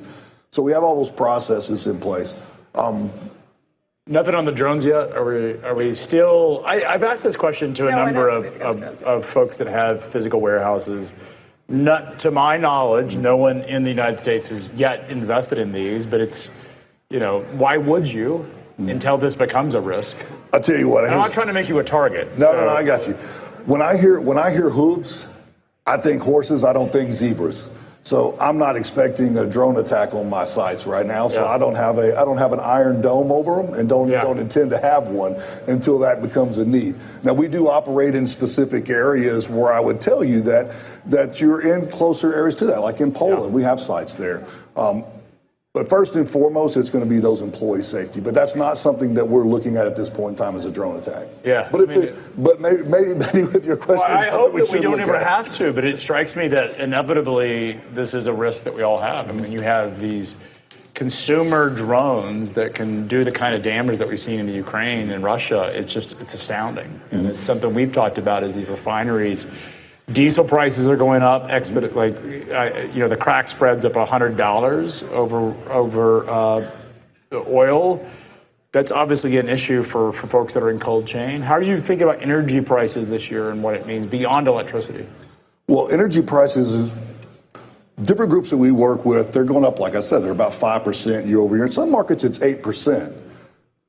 So the thing you have to really look at for us is how are you going to combat those prices? Because it goes into the rate that our customers have to pay. And you can't always just say, hey, our prices keep going up. So a lot is around using those energy excellence programs where we're investing a lot of time in people. A lot of people think it's AI that's going to get you there. It's somebody walking past something, seeing a door that's open and allowing a heat load to come in there. Just a small door, just a man door that you would walk through open on a 100-degree day outside, and you're trying to keep a dock down to 35. It's going to cost you a ton of energy to do that. Seeing small cracks, if you see some areas where you need to put, whether it be some weather stripping, things of that nature, you've got to get those Just all air leaks, right? It's a lot of it's air leaks. It's getting in front of that. And then the second thing is really investing in the development of people. You need experts to run these systems. And if you get the right folks in these systems that can run them, they can run them extremely efficiently. And then the last piece would be, like we talked about a little bit earlier, is Americold's invested very heavily in refrigeration AI. And that is a difference maker for sure. What exactly is that? Well, it does what I was talking to you about. It's looking at the grid, it's measuring that. But the other thing it does is it goes out and it looks across our facility, right? And it's a great example of one. We have one in a system where we put it in, looked across the facility, and what it noticed is that we had an evaporative unit that was on. Well, the AI kept shutting that evaporator down. Now, my technicians that work in that facility, that was not something they ever saw was that off. So they kept going back and overriding the system and turning it back on. And our controls folks got a hold of me, talked to me. They said, there's something going on. You're not getting the savings you're supposed to get because somebody keeps turning this thing back on. Well, you come to find out, the AI had determined that wasn't giving you the cooling effect that you thought it was. And you actually didn't need it as much. So it would still come on, but instead of coming on in the room like the rest of them would, come on for, say, 20, 30 minutes and then shut off, it might not come on for a period of time. And when it would come on, just come on quickly. That one evaporator in that room, and you're talking about maybe 5 horsepower motors there, that is a huge savings when you're talking about you're cutting that down from maybe 100% of the time that it would run, fractionally down to 5%. It's a big, huge difference. Now, Brian, I know you guys do a lot of food. What percentage of your business is food related? Pretty much just about all of it. All of it. But what about medicine? Is medicine a piece of it? Look, pharmaceuticals is a growing piece that we look at, and we're constantly looking at opportunities, whether that be florals, heavy metals, whether that be anything that can go in a cold chain. But for the most part, everything that we do, for the most part, is food. But we have looked at pharmaceuticals, and we've looked at other products as well. I mean, these peptides, we're big fans, GLP-1s, we talked about it. We weren't so much. What's that? I said we weren't so much the biggest fans of GLP-1s. Oh, yeah, because it could be less food. It's a lot less food. But it's an amazing miracle drug. I mean, yesterday... More flash frozen and refrigerated food. I mean, it should be healthier choices that would be in the cold chain stuff. I mean, look, I think... But yesterday there was a story that... Moderna created basically a cancer. I saw that. That was interesting. It's in phase 3 trials, but they've been able to basically cure cancer. I'm going to use that term loosely, but that's what they've done is they take your personal, so basically take a biopsy of the cancer, put it into some type of formula, and then AI goes and creates basically the drug to target it. But it strikes me that these personalized drugs are coming, and a lot of this stuff has to be maintained temperature, and so it just seems like it would be a massive growth sector for the cold chain. Look, we've had opportunities during COVID. Whenever the vaccine was out, we've had opportunities to do that. We're always in discussions with different manufacturers and different categories that we can bring in, and we have had those discussions.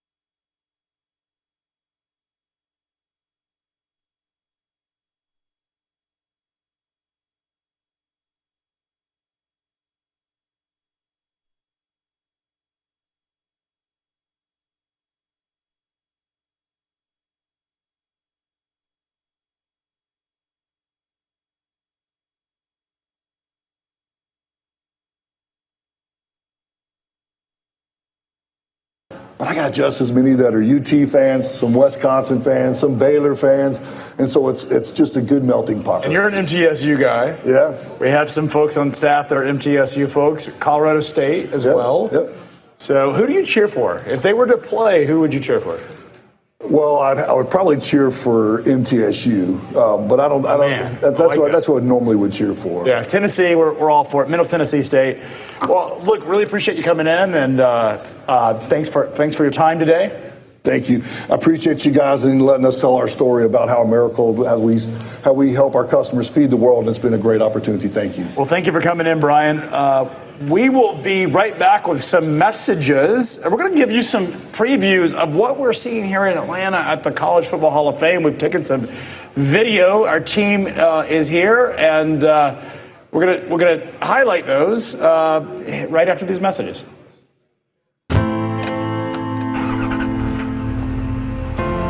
The world doesn't wait, so neither do they. Wheels on the interstate, boots on the site, hands on the shipment. We build for the world out here, and we build it with the people who live it. Ideas from the field, made real by world-class R&D to keep the operation sharp, the front lines safe, and the world moving. From one cab to a global network, billions of miles, trillions of data points, every one making your operation better. And we never build it alone. Samsara, built with operators.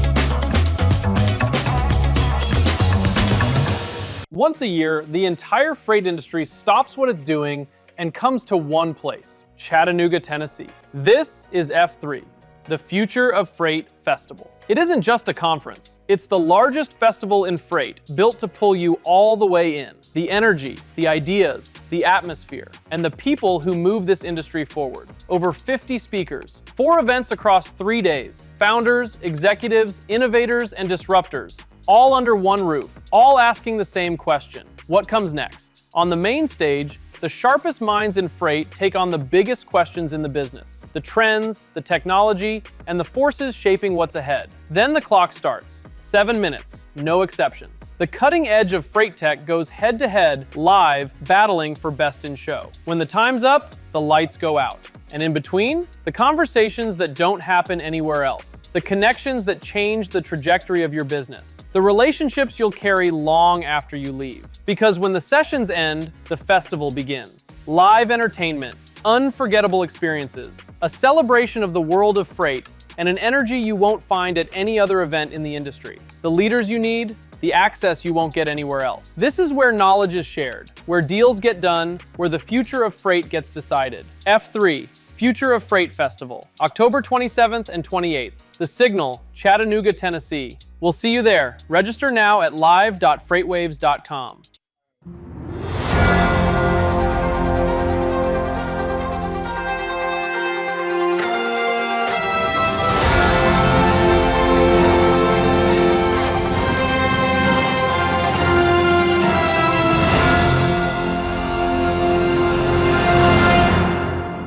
Welcome back from Atlanta, Georgia, here at the College Football Hall of Fame. We are live here. It's been I think Atlanta is such a cool city. Not a cool city, it's a hot city. Yeah. This building's cool. Americold nice brought the cold weather. But yeah, the College Football Hall of Fame, I'm looking forward to doing our tours later, but it has been awesome. It is amazing. It's such a beautiful, Atlanta this time of year, this is the right time, headed to the fall. It's cooled off a bit. The College Football Hall of Fame is, I mean, just an amazing institution. It used to be in South Bend, Indiana, moved to Atlanta, but it started out in New Brunswick, New Jersey, then Ohio, then South Bend, and then Atlanta. Atlanta feels right. 2014 is when it moved here to Atlanta, right? Yeah, SEC country. It makes sense that it would be down here. It's a beautiful place. It's 95,000 square feet. There's an indoor football turf that you can come play on. It's really cool, but there's helmets, the helmet wall, massive when helmet you first wall. walk in, it's 3 stories. It was very cool to be able to see that many different college teams. I wish they had more Wisconsin merch. They don't have a lot of Baylor much merch store. either, Julie. It's okay. I can hear every time the music changes out in the lobby. They are playing Jump Around on repeat, which makes me feel like that is a I'm back legit at Badger helmet Game, wall. which I adore. So that part makes me happy. You know, we have got to get some guests on here that do the logistics of football. Yeah. Like we've done, FreightWaves has Beef done that was articles awesome. about it. Yeah. But I actually think we should go and it'd be cool to do a ride along and see how they actually bring the material in, prepare for the games. We may have a little move it something there. coming for that. Oh, you're teasing this? I would like to confirm the guest is booked before I tease it, but I'm thinking that between now and mid-September, we will have someone on who can talk a little bit about dedicated. Now, rumor has it that we'll be in Green Bay, Wisconsin for the Green Bay Packers game. We'll be broadcasting live from Green Bay. Another great freight city. That is going to be a great. I know that's going back home to you. Because I went to high school in Green Bay, and You're at Green Bay. it will be a great trip. We've got great guests for that one too. It's going to be a great trip, and it'll be fun to feature Green Bay a little bit. We're going to be on the road a couple of times in the next couple of weeks. We will be in Austin. We are headed to Green Bay. We'll be in Las Vegas. So we're all over the place here at FreightWaves Today. So tune in every day at noon to 2, where we go through the most important conversations and the most important people in the freight and logistics space are brought to you live on FreightWaves TV.